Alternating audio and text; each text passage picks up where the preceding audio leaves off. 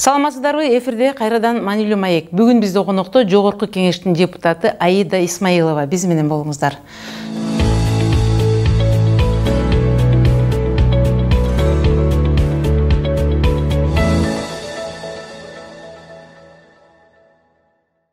Саламатсызбы Айдайым, студиябызга кош келиптирсиз.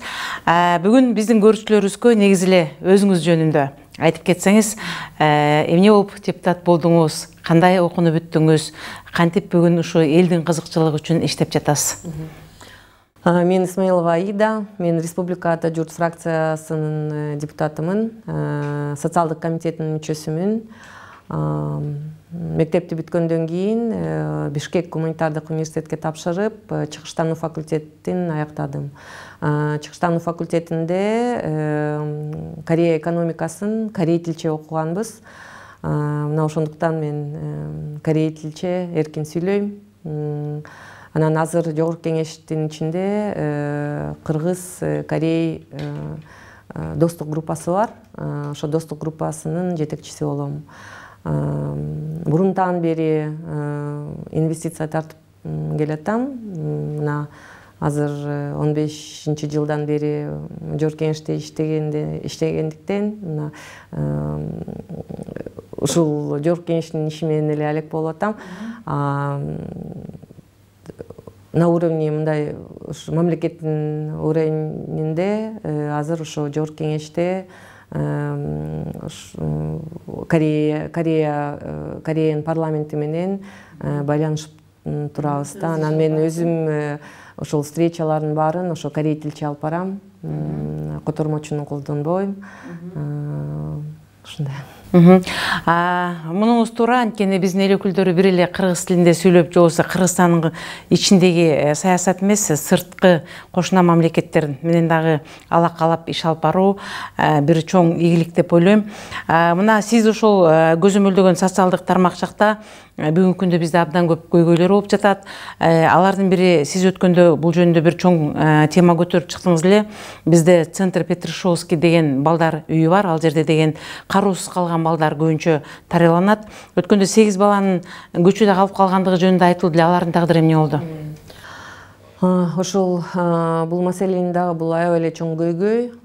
Бул көйгөй жөнүндө мен биздин комитетте айтып кеткенмин. Мына жайында мага бир нече киши кайрылышты. Ошол бир 8 бала эшикте калышты депчи. Эшикте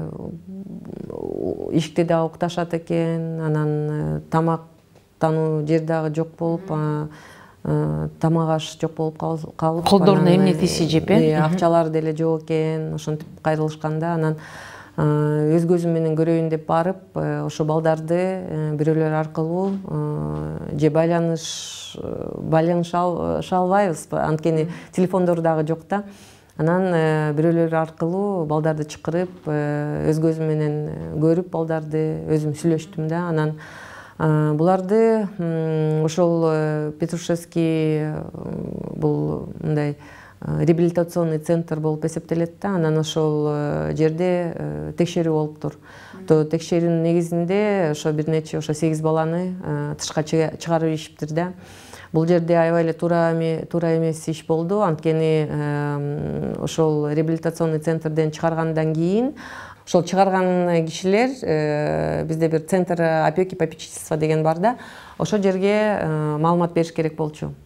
Анан центр опеки попечительства өз ишин, өз иш-чарасын алып барыш керек болчу да. Анан андай болгон жок. Ошондуктан аны убагында билдирсе мүмкүн балдар көчөдө калмак эмес. Ооба. Ошондой болуш керек да. Бул жерде мына 17ге чыкпаган балдар деле көп экен да. Мына канча бир 10 жашпы, 9 жаш, анан ошондой балдар деле бар экен да. Анан буларды кандай эшикке чыгарып ийип, же колунда эчтекеси жок, же акчасы жок, же тамагы жок болуп, анан ошентип булар эшикке жашап калышыптыр. Анан ошол жерден эле уже түн кирип кетти. Мен баргандан кийинчи анан сразу эле жанакы соцзащитанын замминистрине чалдым.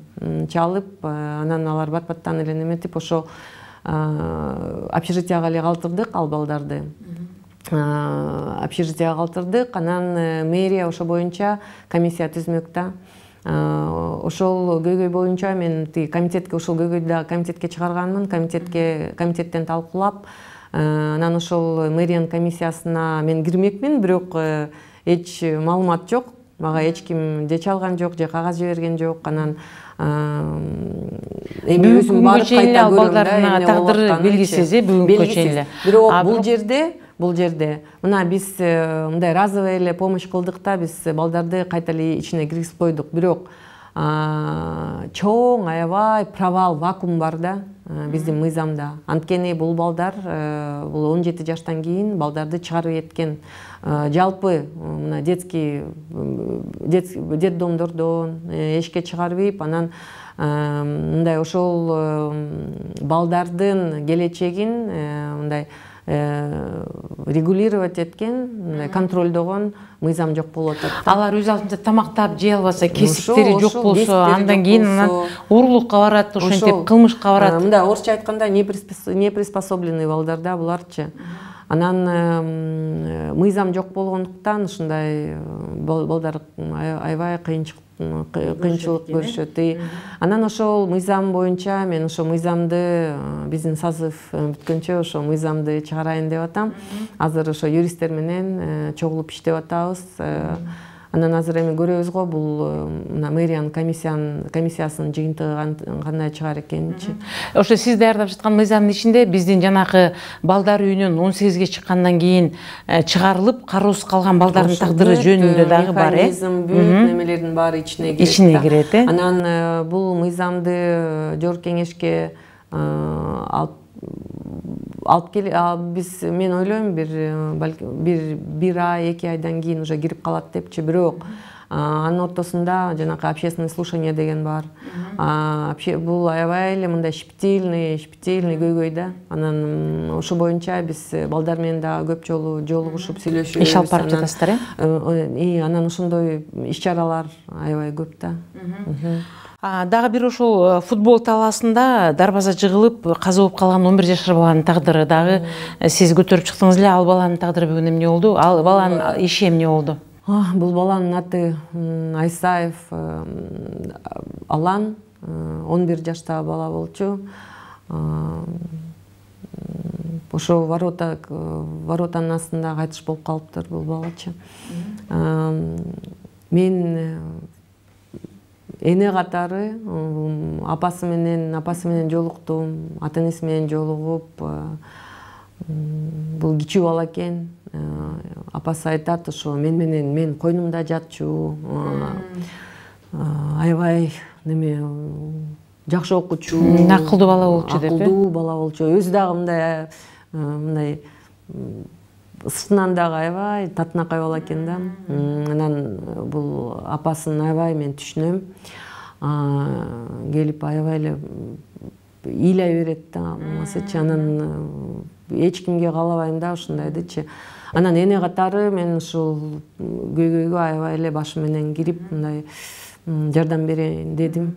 Ошол коопсуздуктарды ким карайт эми бүгүн ошол балдардын ошондой болгонушунда? Биз кандай иш-чара көрдүк? Биз жанакы мэрияга ошо бүт шаардагы мектептердеги бүт ошондой вороталардын баарын текшергиле деп буйрук бергенбиз да, өкмөт аркылуучу. Бирок мага мына отпискага окшогон эле документ келди да. Мындай текшердик, мындай тигиндей мындай депчи. Бирок башка өлкө, мына Россиядагы ушундай случайлар болуптур. Анан ал жерде полностью 100% наказание болуптур да. Ошо хозяин поля, анан хозяин поля жанакы ГОСТор боюнча бүт изилдөө болуптур. Анан бизде мен ойлойм ГОСТор жок деп ойлойм да. Бир канча жолу кагаз жибердик, жооп жок. Анан бул случайды как раз жанакы Ленинский РОВД ошо жерден каралган, изилдешкен. Анан мен угуп калдым, бул ишти жабып салат деп жаап коюшту деп ошентип угуп калдым. Анан апасы мына мага аябай эле капаланып келди да, ушундай деп айтып атышат деп. Анан прокуратурага жаздым. Прокуратурага лично генеральный прокурорго жаздым. Өз көзөмөлдөрүңүзгө алыңыз ушу ишти. Анткени тиги жерден уже приостановили. Анан в дальнейшем жаап салат деп, ишти жаап салат деп угуп атам депчи. Анан полностью ошол эле прокурорго жиберген кайрылуунун ичинде полностью бүт ошо предпринимательский деятельность, бүт жанакы футбольный полянын кайсы стандарты менен курулган, кайсы жанакы ГОСТор менен курулган, ошонун баарын изилдеп бериңиз деп ошондой өтүнгүңүз. Ошондой кат бүгүн жибердим. жооп келдикпи? Келди, жооп келди. Ошол эле РОВДден жана ошол следователь мындай бир наказание алыптыр. Административный наказание алыптыр, ишти туура эмес жүргүзүптүр. Ошонун баары ачыкка чыкты да. Анан азыр иш сотко келди. Обвинение было предъявлено на 2 статья менен. Анан мына сот жүрүп баштады. Андан келдим, анын калыс чечимин күтүшүбүз керек экен.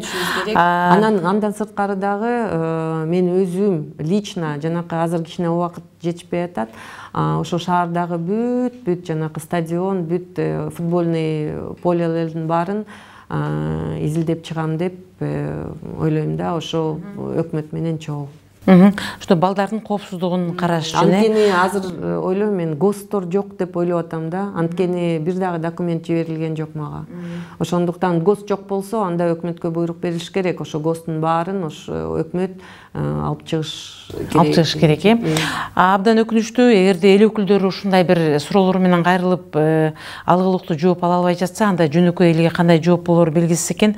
Дагы бир жакын арада эле болуп өттү, жанагы 14 жашар кыздын 16 жаштагы кыздын эмдөө учурунда каза болуп калгандыгы тууралуу бул боюнча. Бул аябай эле жаман окуя болду. Анткени мен айтып кеттим, азыр мен өзүм энемин. Ошол кыздын атасы менен сүйлөштүм. Байланышка өзү чыкты. Бул кызга кыздын башы ооруп, анан бир нече укол сайылып кетиптир да. Бул 8-чи поликлиникада болгон окуя. Бул доктор, бул врач мурунтан эле ушундай ооруларды дарылаган менен алектенип жүрүптүр. Анан бул кызга неме деп коет экен, 3 дарыны бир сайыптыр, анан 2 дарыны дагы бир сайыптыр да. Анан экспертизасы чыкты, атасы менен сүйлөштүм, атасы менен жолугабыз биз. Анан бирок телефондон экспертиза чыкты, шок деп берилди деп айтып атышат. Анан мен билишимче бул кыздын денесинде бир 7 укол сайылган, 7 түрлүү уколдун составы. Кыздын жанакы бул врач средства массовой информации мындай маалымат берип атат да, инсульт болду, тигиндей мындай деп, бирок жок. Кыз была здорова деп жазылып атат да, полностью была здорова. Кичине эле бир нече миллиметрдик кистасы бар экен да башында, бирок ал эч зыян бербеген киста экен. Ошондуктан мына ден соолукту эле мындай жакшынакай эле кыз өлүп калды да. Эми ошол врачтардын айыбы же ошо ата энесинин жакшы изилдебей туруп көрүнгөн уколду сайдыртырган ата энеде күнү кимисинде? Ата энеде эмес да, биз ооруганда докторго кайрылабыз да. Докторго кайрылып, анан мына мен айткан нерселерден сырткары бул доктор еще 10 000 сом алды деп айтып атат да атасычы. Анан ошо дары-дармек дагы ошол эле аптекадан сатып алыптыр да атасычы. Бул жана дары-дармек департаментине дагы аябай чоң суроолор бар. Анан азыр Саламаттык сактоо министрлигинде ошо комиссия жүрүп атат. Комиссия аякта элек. Ошол комиссиянын чечимин күтүп атам мен.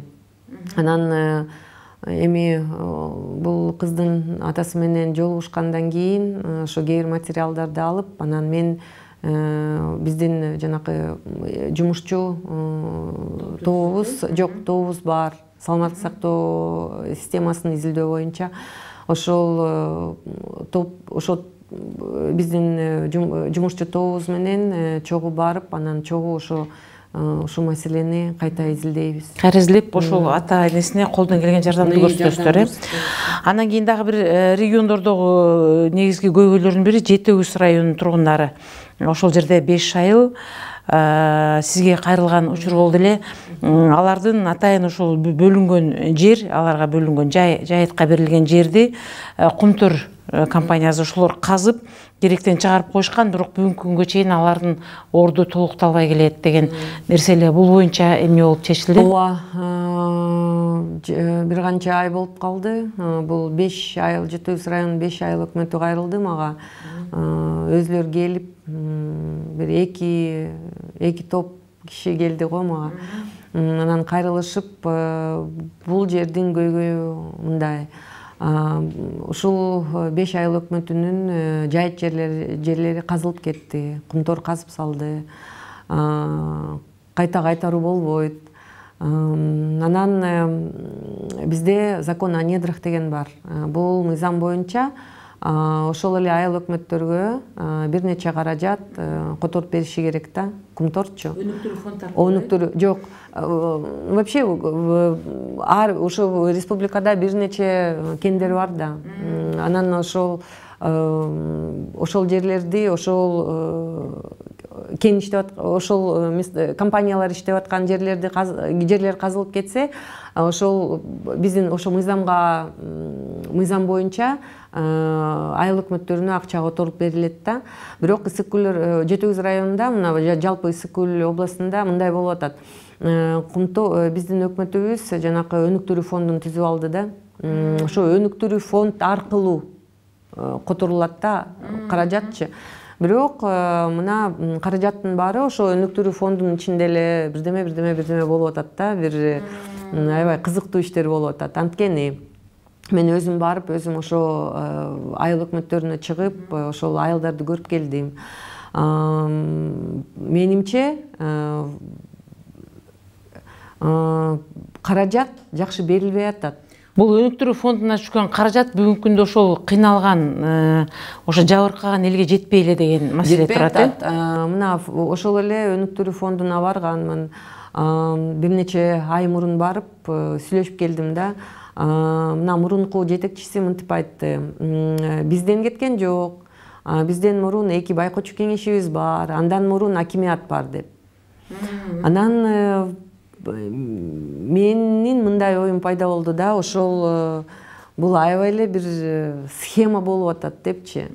Эми ошондуктан мына акимиятка барып, акимиятты дагы текшериш керек деп ойлойм да.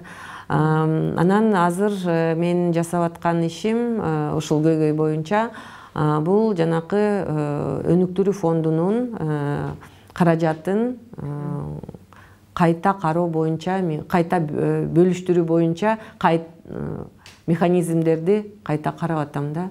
Жаңы механизмдер болуш керек. Анткени мына жыл сайын 1,5 миллиардтай сом берилип атат. 8 жыл, уже 9-njу жылы кетти да. Анан бул аябай эле чоң акча да. Бул акчага, бул каражатка өзүнчө эле Лас-Вегас бир эле Жети Үз районунун эмес, Ысык Көл областын гүлдөтүп жибергенге мүмкүнчүлүк болгон. Ал акчанын кайда кетип жатат анда бүгүнкү күндө? Ошол белгисиз болуп атат. Мына азыр счетный палатадан талап кылдым. Ошо счетный палатанын отчетун окуп көрөм. Мына 16-жылкы счетный палатанын отчетун окугандан кийин аябай эле шок болдум да. Мындай кереги жок нерселерге кетет экен да ал акчачы. Анан ошондуктан мына жаңы механизмдерди чыгаруу боюнча азыр иш чара көрүп ошону иштеп жатасыңар, бир кезде ошол сиз бүгүн ошол тармактын көзөмөлдөө жагында экенсиз. Мына саламаттыкты сактоо тармагында көп көйгөйлөрдү сиз көтөрүп чыгып айттыңыз эле. Ошол учурда Талант Батыралиев кызматтан кетсе эле баардык ордуна туруп, баардыгы жакшы болуп калчудай сезилди. Ага карабастан бүгүнкү күндө саламаттык сактоо тармагында көп өзгөрүүлөр байкалбай эле. Сиздин пикириңиз кандай? Мен жана өйдө айтып кеткен тиги жумушчу тобубуз бар. Ошо жумушчу тобубуз менен 2 жылда иштедик го. Бирок коррупционный схемаларды, бир нече коррупционный схема чыгардык. Ал коррупционный схемаларды биз өзүбүз эле бүт иликтөөнү жүргүзүп, анан мындай чечим, решенияны комитеттен карап, комитеттин решениясы менен биз өкмөткө жибергенбиз. Өкмөттөн азырынча жооп жок. Бул биз алып чыккан жанакы коррупционный схемалар боюнча эмне кандай иш чара көрүлдү экен, ошону билгибиз келип жатат, бирок азырынча жооп жок. Анан укук коргоо органдарына дагы берилген материалдар, ал боюнча дагы азыр эч мындай жооп жок болуп атат. Анан бирок бул иштердин баары биздин контролубузда. Азыр дагы кичине күтөбүз. Анан кайта эле мына жыйынтыктын негизинде бир чечим чыгарасыздар, чыгарабыз. Андан сырткары дагы азыр саламаттык сактоо боюнча башка иштерди дагы иш чара көрүп жатабыз. Анан алар боюнча дагы биз бир жыйынтыктарга келебиз деп ойлойм. Айдайым мына жогоруда сиз айтып өттүңүз, бизде абдан көйгөй көп экен. Биз эң баштаганда сиздин ушул кичинекей өмүр баяныңыз, кантип мектепти бүттүңүз, кантип ушул эл өкүлү болууга далалат кылдыңыз деген нерсеге келдик эле. Бүгүн эл өкүлү болуп отуруп, ушунча биздин ар бир бала бакчадан баштап, андан сырткары мектеп, андан барып университет, андан кийин бүгүн биздин ар бир айыл өкмөттөрдө коррупциялык схеманын чегине жетип, баарына батып бүткөнүбүз. Мына сиз бул социалдык тармакты изилдеп жатып билип атасыз. Ушул пикириңиз кандай? Биз кантип чыгабыз бул маселеден? Биз мисалы үчүн биз ишенебиз, эл өкүлдөрү, депутаттар жазып койсо эле, айтып койсо эле ушул маселелер чечилип, текшерилет деп. Бирок сиз экөөбүз маектешип отуруп мен байкадым, ошо сиздер кайрылган күндө деле ошого бир алгылыктуу жооп ала албайт экенсиздер. Ошону убагында жасашпайт экен. Андай эмес. Анткени мына дары-дармек департаменти боюнча аябай эле көп нерсе чыккан, мындай жакшы эмес нерселерчи. Анан ошонун баары мына бир 70-80% уже бул жерден ордуна коюлду. Ордуна коюлду, бирок мындай аябай эле принципиалдуу моменттер калып жатат. Мен ойлойм, мына жакын арада ал ошол көйгөйлөр деле чечилет деп ойлойм. Анан мына кичинеден чечилип атат. Дагы бир айтып кетерим, мына жана айтып кетпедибизби, тиги Жети Көз районундагы айылдарда мындай каражат жакшы берилбейт, анан көйгөйлөрү көп депчи. Ошол айылдарды дагы мен өз көзөмөлдөмө алдым. Мына Липинка айылына таза суу чыгарганга жардам берип атабыз. Азыр мына жакын арада уже таза сууну чыгарып беребиз деп ойлойм. Мына уже чыгарылып атат да. Анан дагы бир нече айылдардын көйгөйү боюнча азыр иш чара жүрүлүп атат. Мына жакын арада уже жыйынтыктары чыгып баштайт. Анан дагы мына кошуп кетерим, мына мурдагы күнү мына бизде жилищное строительство деген бар го. Анан ошо үйлөрдү строительный компаниялар курушат экен, бирок мына дольщиктери бар экен да. Ошо дольщиктер бул алдын ала акчасын берип коюп, анан үйдүн бүтүшүн күткөндөр. Анан ошо дольщиктер менен мындай дольщиктер уже бир нече миң киши болуп кетиптир да. Булар уже коркутуп атышат, биз мындай митингге чыгабыз, нааразы болуп атабыз, нааразычылыгыбыз көп. Ушундай сөздөрдү айтса деле мындай эч жыйынтык болбой атат да. Анан мына депутаттар чыксын деп мен жолуктум. Жолугуп сүйлөштүм да. Действительно булар аябай эле мындай начар ситуацияда калып атышат да. Жардам берер эч кимиси жок, же мыйзам жок. Ошо регуляторный мыйзам болуш керек да, взаимоотношения именно ошо дольщиктер менен мына курулуш компанияларынын ортосундачы. Анан ошо мыйзам боюнча мен юристтерим менен мына кечөөтөн бери уже ис чара көрүп баштадык. Ошол мыйзамды дагы мына жакын арада биз общественный слушание өткөрөбүз. Бүт жанагы госэкотехинспекция, госархстрой бүт баарын чакырып алып, анан ошол эле дольщиктерди чакырып алып, чогуу общественный слушание өткөзүп, анан ошо мыйзамды чыгарабыз. Мыйзам жок экен бизде. Мындан келди ошол жанагы алдын ала акчасын берип, андан кийин курулуш бүткөндөн үй аласыңар деген биздин жарандарга дагы бир атайын өзүнчө мыйзам иштеп чыгып, анан ошонун негизинде жардам бериш керек экен.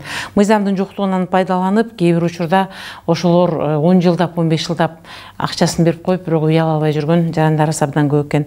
Маегиңизге чоң рахмат. Айдайым, бул биздин социалдык тармак абдан эле бүгүнкү күндө абалы бир топ оор экени бир эле бүгүн сиз айтып отурган маектен эмес, ага чейинки социалдык тармакта болгон негиздердин жыйынтыгы менен да келип отурат. Менимче биз башкы коррупцияны, башкы тартипсиздикти, эң башкы нерсени ушул социалдык тараптан жана саламаттыкты сактоо тараптан башташыбыз керек. Анткени бүгүн бизде ден соолугу таза инсандарыбыз болсо, мамлекетибиз дагы өсүп өнөт деген ойдобуз. Ооба, мен да кичине кошуп кетейин. Мына биздин сиз коррупция жөнүндө айтып кетпедиңизби? Мына биздин президентибизге чоң рахмат. Анткени мына действительно мына политический воля деп коет го. Ошол коррупция менен коррупцияга каршылык үчүн мына көргөзүш үчүн мына политический воля керек болчу да бизгечи. Мына ошо политический воля азыр бар. Мына ошондуктан коррупция кичине деп жоюп баштады деп айта алам.